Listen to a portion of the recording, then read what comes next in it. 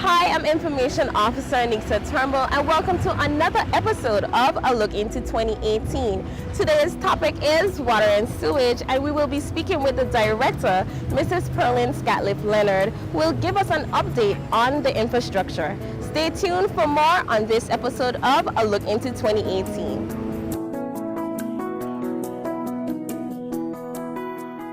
Thank you for joining us, Mrs. Scatliff-Leonard. How are you? I am wonderful, thank you, Ms. Turnbull.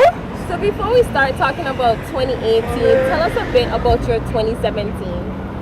Well, 2017 more or less went like 2016. We have been struggling somewhat with our systems. We have been working with our different consultants to try and identify the areas that we need to improve, what resources we need to improve those areas, and so forth.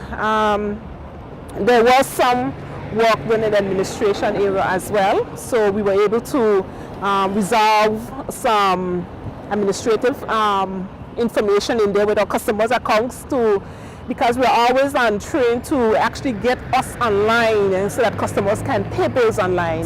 So what is the status of the infrastructure now after the hurricane? With our water infrastructure, we are progressing. We may not be progressing as fast as our customers would want us to be, but we are progressing, making sure that our infrastructure is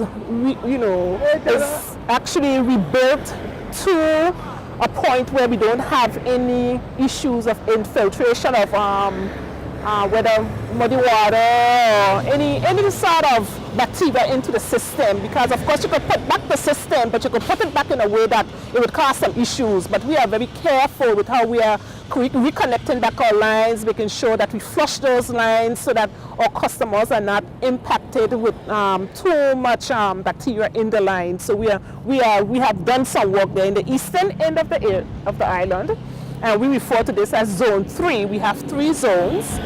That zone starts from our Fish Bay straight up to Beef Island. We are 100% back online with that area. Of course, we still have issues in the system. There will be periods of water interruptions because of broken pipes. There may be times when BVIEC would have to come down on us so that they can actually connect more people to the system. So it's a work in progress. We're working hand in hand. So we are 100% up in the Zone 3, the eastern end of the island, in the central area of the island, which is from Fish Bay back down to Duff Bottom, and that includes Hunterscott and Longbush and what have you. We are about 80 to 85% complete. But on the south side, of course, our eastern project will have been halted. We are not totally hooked up to that yet. That should be restarted very soon, and that's on instructions from the ministry. And in Rotown, and as you can see in the back of me, we have 2 of our pumps. The green pumps on the ground there are actually from the pump station. So this station is down, and the guys are working. We were able to pull these up today so that we could begin working on them to get those going back into the station sometime this afternoon into tonight. So you talked about Rotown and Eastern sewage projects. What about the one in King Garden Bay? What's the status on that? Well, in King Garden Bay, we suffered total devastation down there. All our stations were destroyed, and so we are now rebuilding. And it was always the department's intention, because we had started some work in 2013 where we were trying to take out some of the lift stations so to decrease our electrical cost, and we did some work there. We did get through with some success there, but there was more to be done. As you know, we have some pump stations in private yards and so forth, and that's something the ministry is very passionate about, and I'm on board with the ministry, very passionate about getting those stations from in the private yards. We need to get those stations out on the public main, on the road there, so that we could get the access that we need to them to maintain them properly and decrease the numbers of stations that we have in King Garden Bay. It was designed long ago with I think 32 pumps. So then I guess that was the decision then, but now we are looking for efficiency. We are looking for, equipment that will be resilient to storm. We are rebuilding, so we have to do it better. So we are taking out extras and putting them in the right way, putting in the right structures, putting in the right pump stations, putting in the right electricals, so that when we get storms like this, floods and so forth, we have a better chance of coming up quickly or eliminate too much damage to our infrastructure. So that's the idea. We'll take a break right now. More from the Director of the Water and Sewage Department after this message. There are so many ways you and I can help conserve energy at home, school, and work. We can also start by turning off the lights when we leave a room.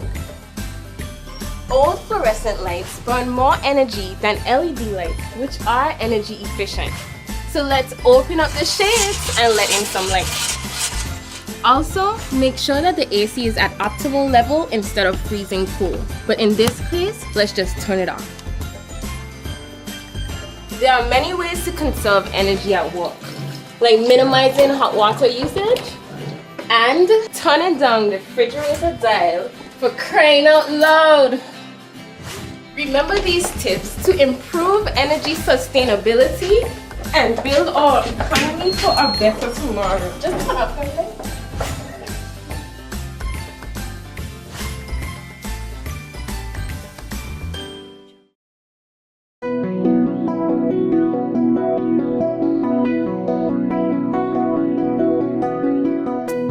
Welcome back. You've been tuned into this episode of A Look Into 2018 with the Water and Sewage Department Director, Mrs. Pearline Scatliff-Leonard. So we were talking about the plans for 2018. What other projects will you be continuing or commencing this year? Well, we start from the western end this time. Like I said earlier, we want to make sure that we are in the King Garden Bay area because that's where infrastructure is currently. We are working to put in brand new pumps there, brand new electricals, brand new, everything is going into King Garden Bay. We are working to take all those private stations from in private yards to take them out to the public main so that we have access to them when we need to get to them. This, of course, would eliminate a whole bunch of issues because in the past what was happening is if those stations overflowed, they would overflow in private yards and then we have to clean up to do, etc., etc. So we're working to get that done. We hope to, very shortly, we also did some work before on the outtake line into the ocean there, so we'll be looking at that to see how and what we need to do to that to make sure that it's actually together so that in the event we have, surges, etc., that particular line is actually held together to withstand any movement of the seawater and so forth. So those are the things that we'll be looking at in King Garden Bay. Coming up into the Rotong area, we are working to get these pumps here at the main station resolved. We need to get those resolved very quickly. We have a few other areas like the Fort Board. We are going to be resolving First Bank, and that of course should be able to take care of the Maria by the sea area because we do have some flooding there as well. We also had some overflows here at the Station Avenue area, and as you can see, our team has been working there steadily for the past 2 to 3 weeks and they're just about completed. We do have a pump station there where there's a big, in the median you would notice that there's a big hole there. There's a pump that we need to put there as well. And we had issues up at Purcell. So we've repaired that pump, but of course that needs a pump as well. And we have further in by the Stouts building, we are always frequenting that area. So we have issues there and in the Bargos Bay entrance. So it's a whole network of things that are affecting this pump station. We have to fix those. If we don't fix those, this would always be down. All good stuff for the year. Going to be very busy. Is the department back to normal operation? We are trying our best to be as normal as we can, just like everybody else in the territory. We only could be as normal as we can be. I don't think anybody can truthfully say we are back to normal, but we are actually ready for business. Okay, we have to be ready for business because it continues. We cannot stop, because that means that the whole country goes, no? So what we have been doing since October 23rd, and with the treasuries that we have been, we went into a regular collection. We have been very mindful of the situation that went on. So we have not been very insistent for persons to come in and pay, but we have opened our doors. It's here, you can come. So we have been doing that. You have been tuned into this episode of A Look into 2018 with the Director for the Water and Sewage Department, Mrs. Carolyn Scatliff Leonard. I am Information Officer Nita Turnbull, and until next time, stay abreast with all government news by visiting our Facebook page at BBI Government or visiting our website at www.bbi.gov.vg. Again, until next time, stay positive.